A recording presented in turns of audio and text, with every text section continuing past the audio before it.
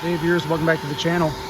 Today's video, as you can see, we got the liner in. And I actually missed a video, I think, showing you the installation of the foam. So just a little recap.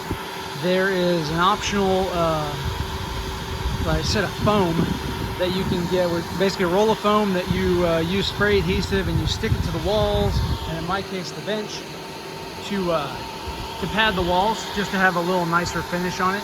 So we opted for that. So yesterday, my dad and I, mostly my dad, went around and glued the foam on all the walls.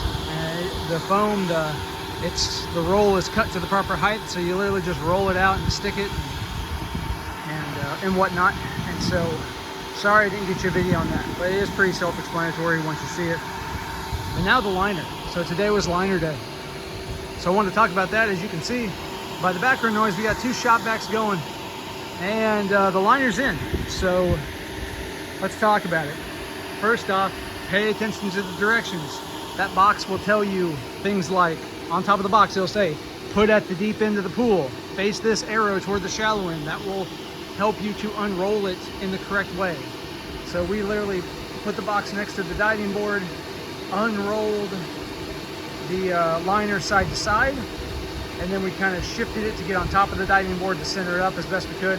Then we started to unroll it from the deep end all the way to the shallow end, and basically drag it across, okay, and then kind of let it fall in the pool, right, laid out. They recommend you have 3 to 4 people to do that. It is easier with 3 to 4 people. We got most of the way there with just 2, so it is possible to do it with 2, but it's helpful to have more people for sure. So next thing, liner installation. You typically want to start at the shallow end and work toward the deep end, but if you don't have some sort of identifying feature in your pool, you could very easily get things twisted to where you're not squared up and the liner has to be rotated. We had to rotate ours even probably 4 inches or so in a spot to get everything to kind of line up. Not a big deal, it slides in the liner track all right, but just be mindful of that. In our case, our landmark was this bench. So that bench, you can see where the top of the bench meets the kind of the back wall. There's a groove in the bench, and there's a set of little, there's a bead, a bead that you push into the slot in the metal to lock that bench into place. That was the first thing we did, and that was the right course of action, because everything else was easy from there. So, and those things were hard. So I would start there if you have a bench like this that gets covered. Also, when you're taping your seams, I think we talked about in the previous video of taping all your panel seams, don't tape the seam on that bench. We made that mistake, so we had to cut the tape out. Not a huge deal, but just it happens. Also, you will need to make sure that that track for the bench, as well as your entire liner track, is cleaned out. So in our case, there was some concrete debris and that kind of stuff, little chips and that kind of thing that could really make the liner not seat properly. So make sure all that's cleared out. And then from us, we basically started at the bench, and then we worked our way over to the steps, and then we bridged the steps, and then we worked our way around the shallows and kind of ping-ponging back and forth until we got all the way around to the deep end. Some notable things: you get these little tools, plastic tools. See that they're sticking out with the kit, the liner. Those help kind of hold the liner in place, shove the liner in place. So it's very good. In this case, the deep end has a lot of tension on it for the wall. Maybe too much, we'll see. But those just some cheap insurance to help the liner stay in place. Overall, we haven't had any failures in the bead. The bead locking the liner in, you just push it in, quite literally. It is that easy once you get going. Best to have 2 people, one guy kind of pushing, the other guy holding up the liner to kind of take up the slack and whatnot. But it is truly that easy. And after that, you're just trying to get a lot of the wrinkles out. Now this is the trick, and this is where I don't know.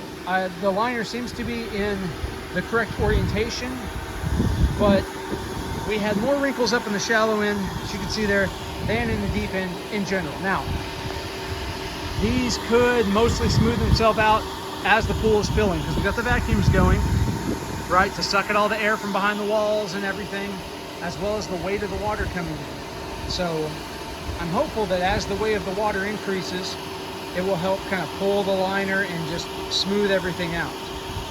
And we'll see how good that actually does. So what else can I tell you about this? So the process from here basically is we are waiting until we get about 6 inches of water in the shallow end. Once that is done, then we will put on the trim plate and gaskets for the steps, screw all those together, and then we will cut out that little section, you know, that extra liner material for the steps, for the entry steps. And then as the pool continues to fill up, once we get 1 inch below each of our you know, holes, right, that we need to cut, we trim those out. So in this case, it'll be the return, which is over there. We've got our 4 lights, you know, right there, and right there, and there, and here, right? And then lastly, it'll be the skimmers there and there. So that's the process. To give you an idea, we've got, you know, we're almost up the ramp into the shallow end, and we've been pumping water for, almost 5 hours. Yeah, 5 hours now. And that is with 4 garden hoses going. So I've got 4 hose taps on the house.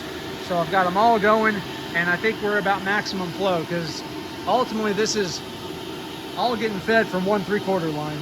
So we can only do so much. And looking at my pressure gauge, water pressure in the house is down to like 40 PSI. So I think we're flowing about as much as we can. Because normally it's high. I need to put a regulator on there because it's at like 90, 85. So I think we're maximizing everything that we can here. So time will tell. We'll let this go all day, and I'll turn it off at night, because if I leave it going overnight, I'll just have catastrophe. Something will go wrong. You know how this goes. So I'll be back with more videos as we finish the trim out, and I'll show you what we've done. But for now, the liner is in, and it is really starting to look like a pool now.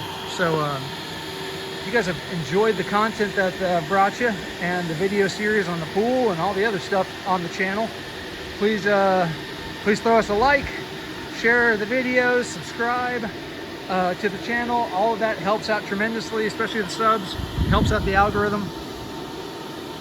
And if you really like the content, then please consider doing all of your Amazon shopping in the affiliate link in the show notes. There's an Amazon link there, and you can do all your shopping on Amazon. Costs you nothing extra, but the channel will get a little kickback for that, and we greatly appreciate it. That kind of stuff, it helps me to continue to bring the content to you. So thank you again all for watching, and we'll see you in the next video.